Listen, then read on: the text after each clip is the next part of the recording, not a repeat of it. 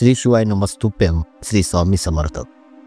बघतो तुमच्यासोबत ह्या अडचणी आहेत, जसं की तुमच्या घरात पैसे टिकत नाहीये, घरामध्ये एक दुसऱ्यासोबत प्रेमभाव व हित संबंध नाही आहे, वाद तंटा भांडणे क्लेश कलह तुमच्या घरात चालूच राहतात, नोकरीच्या अडचणी आहेत, पैसे तुमच्या घरात थांबतच नाहीत, तुमची प्रगती होत नाहीये, त्यामुळे तुम्ही पुढे जात नाही आहात. तर मी आज तुम्हाला अशा उपायांच्या विषयी सांगण्यात जात आहे, जे उपाय तुमच्यासाठी वरदान स्वरूपात सिद्ध होऊन शाश्वत सत्यतेत उतरतील. बघतो तुम्हाला या उपायांना फक्त 2 महिन्यांपर्यंतच करायचे आहे आणि 2 महिन्यांपर्यंत जेव्हा तुम्ही या उपायांना कराल तर तुम्ही आपल्या जीवनामध्ये, त्याचसोबत तुमच्या कुटुंब परिवाराच्या जीवनामध्ये आणि तुमच्या घरामध्ये तुम्ही स्वतःच हे जाणून घ्याल की तुमच्या घरामध्ये जे परिवर्तन झालेले आहे तेथे एवढा बदल झालेला आहे की तुम्ही या उपायांना पुढेही वारंवार करत राहाल. कारण हे जे उपाय आहेत त्यांना खूप साऱ्या लोकांनी केलेले आहे आणि त्यांचा अनुभवही त्यांनी घेतलेला आहे. आणि बघतो आजही बरीचशी लोक त्यांना अनुभव येऊन सुद्धाही त्यांच्या जीवनात बदल घडून आला असला तरीही वारंवार ही लोक या उपायांना अजूनही करत आहे. म्हणजेच की बघतो त्यांचे जीवन जरी आज बदललेले असले तरीही त्यांनी या उपायांना सोडलेले नाही. बघतो हे उपाय एवढे गुप्त उपाय असतात की फक्त कोणी आध्यात्मिक आवड असलेला व्यक्तीच किंवा कोणी भक्ती मार्गातील व्यक्ती आणि फक्त कोणी गुरुच आपल्या शिष्यांना सांगू शकतो. तसेच किंवा मग जे माहितगार लोक असतात, भक्ती मार्गात विश्वास करणारे जे लोक असतात तेच या उपायांना सांगत असतात. या सर्व खूपच गुप्त गोष्टी असतात. बघतो या गोष्टी कोणी भटजी अथवा पंडित तुम्हाला सांगू शकणार नाही किंवा या गोष्टी कोणी तुम्हाला अशाच सांगणार नाही. तर या गोष्टींना जो व्यक्ती गुरुदीक्षित असेल तोच सांगेल. तर या गोष्टी आज मी तुम्हाला यासाठी सांगण्यात जात आहे कारण गुरु आज्ञा मिळालेली आहे आणि तुमच्या माहितीसाठी मी इथे सांगू इच्छितोय की मी स्वतः गुरुदीक्षित आहे. असो तर बघतो या उपायांना केल्याच्या नंतर तुम्ही तुमच्या जीवनामध्ये खूप साऱ्या सुखांचा, आनंदाचा आणि खुशींचा अनुभव कराल. आपल्या घराच्या कुळदेवता, कुळदेवी आणि पित्र हे देवता आहे. जर तुम्ही यांना मानवाल तर तुमच्या घरामध्ये हे तुमच्या वाऱ्यांचे नारे करू शकतात. थोडक्यात तुमचे दिवस बदलू शकतात. मी तुम्हाला इथे सांगू इच्छितोय की याने आपल्या घराची कुळदेवता एवढ्या लवकर प्रसन्न होतात आणि ते तुमच्या जोडीमध्ये ते सर्व देण्यासाठी सक्षम आहेत जे तुम्ही इच्छित असता. मग तुम्ही जरी काही इच्छित असाल, तुम्हाला सांगतो की आपल्या घराची कुळदेवी, कुळदेवता आणि पित्र आपणास त्या गाडीमध्ये बसवतात ज्या गाडीचा स्पीड जो आहे तो असतो 150 ते 200.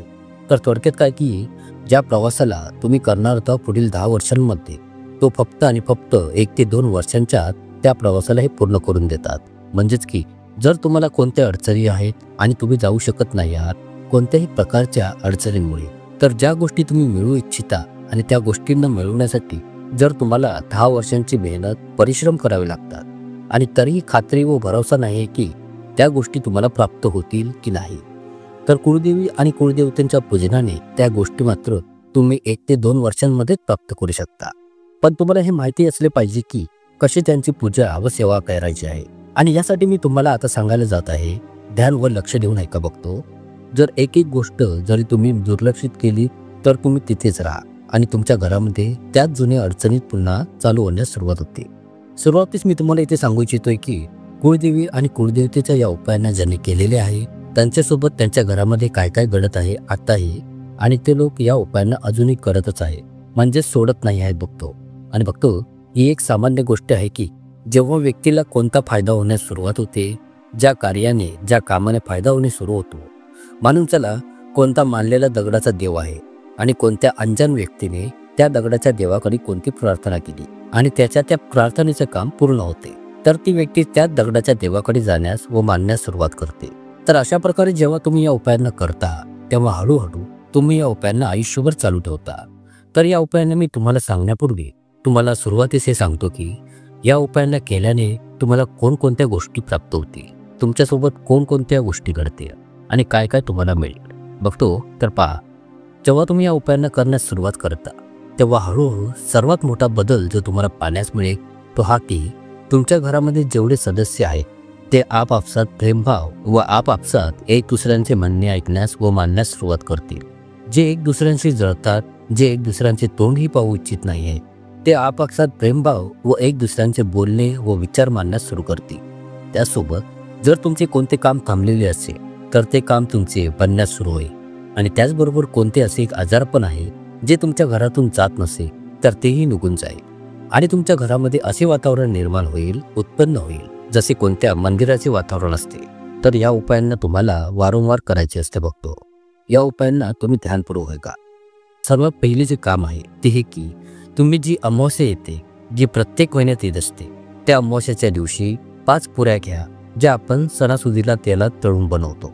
त्यांच्यावर थोडी थोडी गोड खीर ठेवा आणि त्याच्यावर थोडीशी हलकी कापसाची मोदीवात तेलात वा तुपात भिजवून तिला पेटवून त्या पुरी व खिरीवर एका बाजूस ठेवा आणि त्यांना आपल्या पितरांना त्याचा नैवेद्य दाखवा. तुमचे जे स्वर्गवासी पित्र आहे त्यांना त्या 5ही पुऱ्यांवर खीर व पेटती वाट ठेवून त्यांना अगदी न चुकता प्रत्येक महिन्याच्या अमावास्येला त्यांना नैवेद्य दाखवा. आणि त्याचबरोबर सूर्यदेवास आपल्या पितरांच्या नावाने तांबे धातूच्या तांब्यात पाणी घेऊन त्या तांब्याने पाणी अर्पण करा.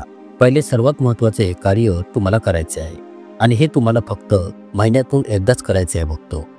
आता दुसरे कार्य तुम्हाला काय करायचे आहे ते जरा लक्ष देऊ नका.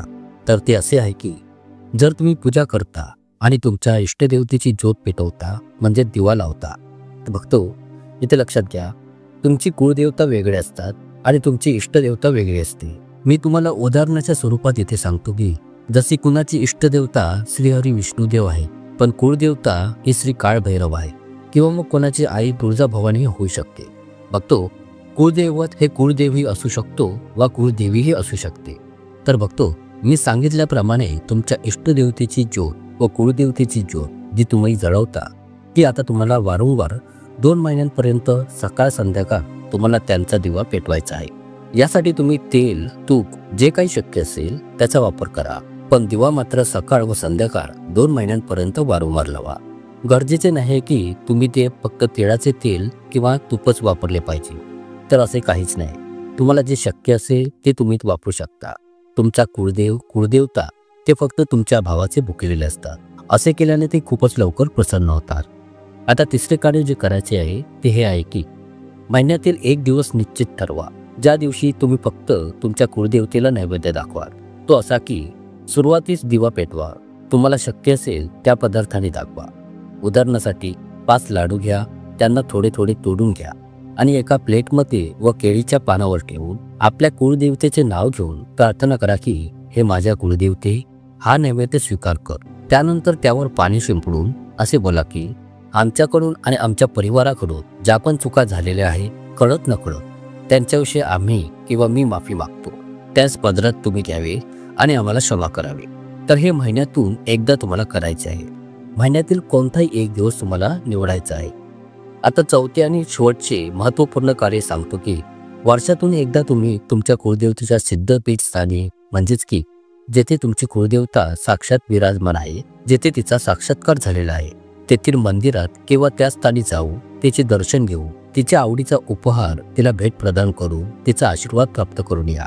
आणि तुमच्यावरील संकटे, अडचणी, समस्या कोणत्या प्रकारच्या का नसो कशा चुटकीसरशी नाहीशा होऊन जातील हे तुम्हाला कळणार सुद्धा नाही. आणि तुमच्या आयुष्यात नवी सकारात्मक बदल घडून येतील व तुम्ही आनंदी जीवन जगण्यास सुरुवात करा. आशा करतो तुम्हाला ही माहिती नक्कीच आवडली असेल. पुन्हा भेटूया एका नवीन व्हिडिओच्या आशयासोबत. तोपर्यंत खूप खूप धन्यवाद.